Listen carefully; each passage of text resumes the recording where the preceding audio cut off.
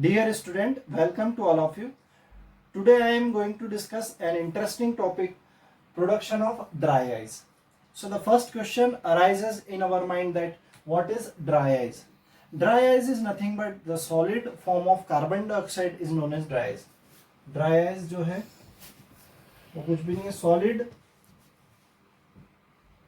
CO2 को ही हम क्या बोलते हैं, ड्राई आइस बोलते हैं।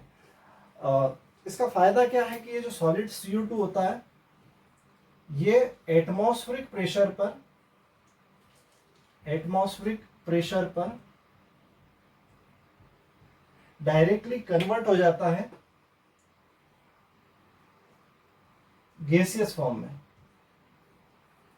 ये जो सॉलिड CO2 है ये डायरेक्टली कन्वर्ट कहाँ में हो जाता है, एटमॉस्फेरिक प्रेशर पर, गैसियस फॉर्म में। इसमें कहीं भी लिक्विड वाला फेज नहीं आता। जैसा कि आपने देखा होगा बर्फ में, एटमॉस्फेरिक प्रेशर पर बर्फ को यदि ले आप तो वहां पर यदि आप उसको रखेंगे या हीट सप्लाई करेंगे तो वो क्या होता है, वहां पर पहले वो लिक्विड फॉर्म में आता है और फिर लिक्विड से वो फिर कन्वर्ट होता है क्या में, वेपर फॉर्म में, बोले तो स्टीम फॉर्म में, स्टीम बन जाता है उसका। बट यहाँ पर इस कार्बन डाइऑक्साइड का ऐसा नहीं होता। ये सॉलिड CO2 जो है वो सीधे कन्वर्ट हो जाता है क्या में, गैसियस फॉर्म में, एटमॉस्फेरिक प्रेशर पर। और इस डायरेक्ट कन्वर्जन को, सॉलिड से डायरेक्ट कन्वर्ट होना वेपर फॉर्म में, इस प्रोसेस को बोला जाता है सब्लिमेशन की प्रोसेस। क्या बोलते हैं इसको, sublimation.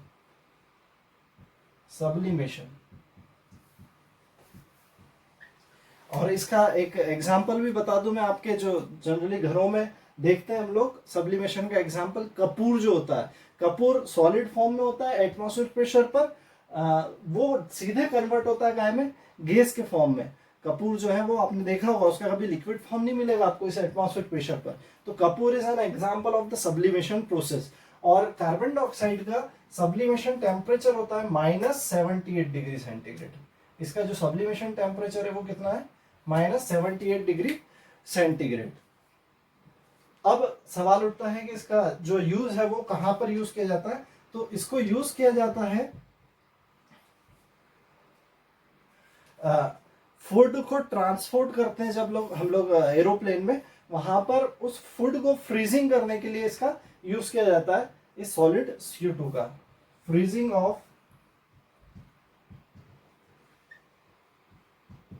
Food in aeroplane transport.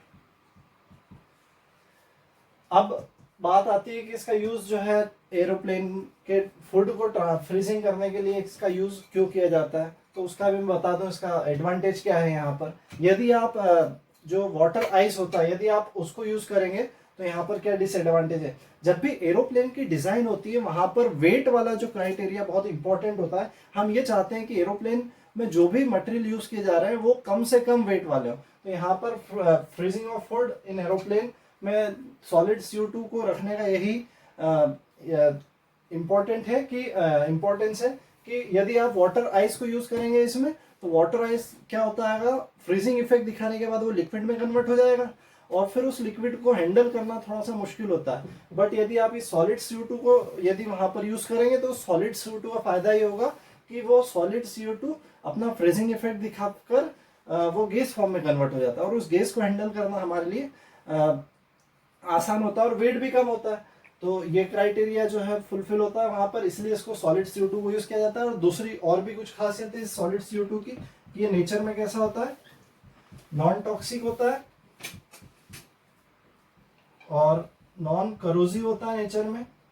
ये रिएक्शन में नहीं करता है किसी मटेरियल के साथ, नॉन करोजिव होता है। और आइस वाटर से इसका एक और इम्पोर्टेंट जो पॉइंट है, कंपेयर करे दिए आइस वाटर से, तो आइस वाटर से भी जो है लो टेम्परेचर रेफ्रिजरेशन देता है ये सॉलिड CO2, इसलिए भी जो है हम सॉलिड CO2 को यूज करते हैं। तो आइए अब हम देखते हैं कि किस तरह से इसको बनाया जाता है, प्रोडक्शन ऑफ ड्राई आइस। ये समझते हैं इसका फॉर्मेशन किस तरह से होता है ड्राई आइस का। यहाँ पर बहुत सिंपल अरेंजमेंट होता है इसके लिए। जैसा कि वेपर कंप्रेशन रेफ्रिजरेशन सिस्टम में हमने देखा था, वहां पर कंप्रेसर होता था, कंडेंसर होता था, उसके बाद यहाँ पर थ्रोटल वॉल या बोले तो एक्सपांशन वॉल, और उसके बाद वहां पर वेपर कंप्रेशन रेफ्रिजरेशन सिस्टम में इवेपोरेटर होता था। वहां से इवेपोरेटर हटाकर यहाँ पर सेपरेटर लगा दिया गया है बस। तो सेम अरेंजमेंट है VCRS जैसा ही बिल्कुल। अब समझते हैं इसकी प्रोसेस कैसे होती है।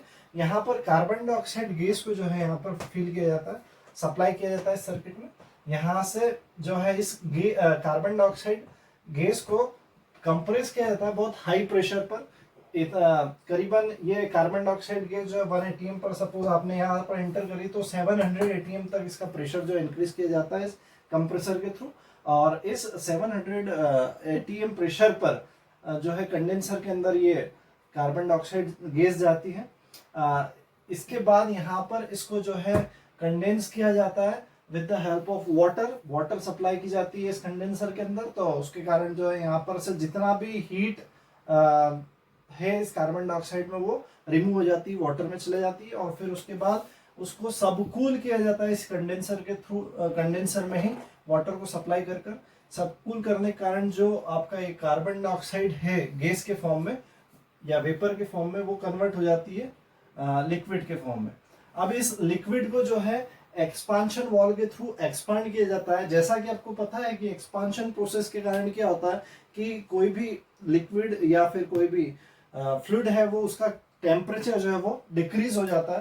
तो इस लिक्विड को जो है यहाँ पर सबकूल्ड लिक्विड को या इसको बोल सकते हैं कंडेंसेट, इस लिक्विड को एक्सपांड किया जाता है इस एक्सपांशन वॉल में, जिसके कारण जो यहाँ पर आपको मिलता है वो सॉलिड प्लस वेपर फॉर्म में जो है वो कार्बन डाइऑक्साइड कन्वर्ट हो जाता है। ये कहलाता है स्नो चेम्बर। इसके बाद यहाँ पर ये इस एक्सपांड कार्बन डाइऑक्साइड को भेजा जाता है स्नो चेम्बर के अंदर।